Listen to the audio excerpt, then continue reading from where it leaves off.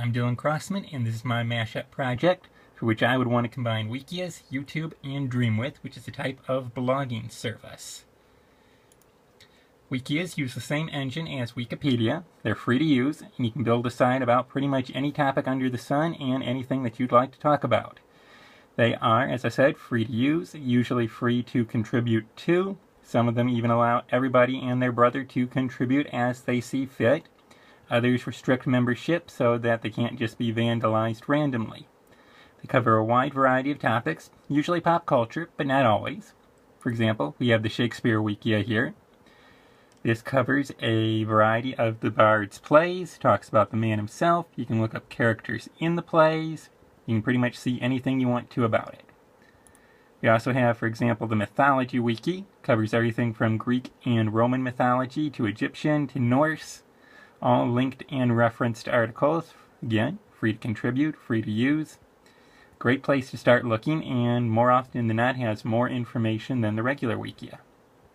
Now, as I said, a lot of Wikias are used for regular pop culture.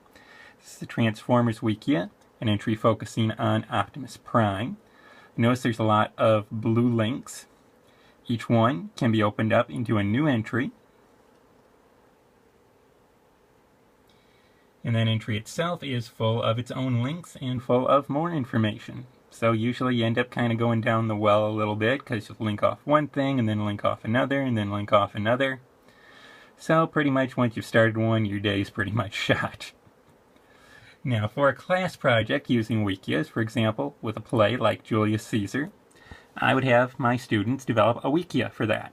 I'd probably generate the Wikia myself as kind of the webmaster, and probably create a bunch of the pages just to prevent a time sink from becoming too great.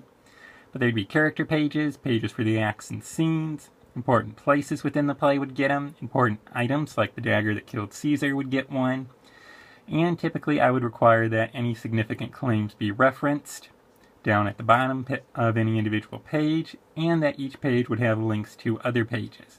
For example, play on Act 1, Scene 1, you'd be able to link off any characters that were in there or any places, and it would create a comprehensive whole that would create a very good chain of understanding. I'd like to think it would probably be updated as we went along, so after we'd read one act it would just have information about that, but by the end it would have information covering the entire play. Now, YouTube, another free-to-use site where users can find any kind of video that they want, as long as somebody's uploaded it. For example, I can search for kittens, and I'll get my choice of videos dealing with funny cats and kittens that people have posted. Free to use, again, free to post to, as long as the content's appropriate anyway. And other people have used it for school projects themselves. For example, here we have a recreation of Romeo and Juliet using Legos. Behind the street. Oh, Romeo, Romeo, wherefore art thou Romeo? Why do you have to be a freaking Montague? Should I call her or text her? Now that one updates the language somewhat, but I like to think that demonstrates understanding, and it need not necessarily be something this elaborate. Students could just tape themselves performing a soliloquy or a scene from the play, reciting some lines, that kind of thing. So for example, for the YouTube portion, I'd require either scene performances or recreations. Maybe they do Cassius's Astride the World Like a Colossus soliloquy. But the nice thing about Wikias is that you can embed content into pages, such as a YouTube video, so it could all be properly linked back together, forming a comprehensive whole, and again demonstrating further understanding. Last thing I want to talk about here is Dreamwith. Dreamwith is a blogging service similar to LiveJournal. It's actually based off the same engine, but it's a little newer, so it looks a little better in my opinion. Free to use. Users can create their own journals for it, and then either post to communities, which I would probably create for this project as a Julius Caesar community. And then they can create entries on that, and other people can respond to them. For example, this is a community called Teaching, where various teachers post and ask each other questions or share different things they created and generally work together to try and improve each other as a whole, help each other out where they can. Someone's made this post here about teaching and technology in the classroom, and other people have responded to it.